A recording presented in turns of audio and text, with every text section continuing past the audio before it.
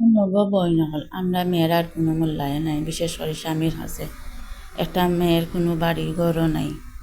বিয়ার পরে জামাই ঘর আইলা নিজের মা বাপ ছাড়িয়া, নিজের ঘর বাড়ি ছাড়িয়া অন্য এক সংসার আইলা, এই সংসার আইয়া জামাইয়ের মা বাপ, জামাইয়ের বই বোন সকলরে আপন করে আনিলে দিন রাত গাদার মতো খাটলায় সংসারের তলে। এরপরে বাচ্চা হইল, বাচ্চার তলে খাটনি, বাচ্চারা লালন পালন করা, বড় করা, নিজের খাওয়া ফিন্দা, নিজের বেমার আজার তার বাঁচাই না, নিজের শখ আহ্লাদ বিসর্জন দিয়ে একটা মেয়ে তার সংসারের তলে খাটে।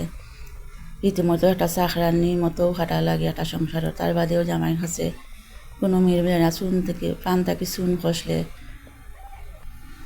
জামাই এটা মানিয়ে নিতে পারে না সহজভাবে। কোনো ভুল ত্রুটি হইলেও এটা মানিয়ে নেয় না। এটা হইল আপনার মেয়েরার জীবন। আর মেয়েরার জীবন যে কত কষ্ট তাই একমাত্র একজন মেয়েরা বুঝতে পারে।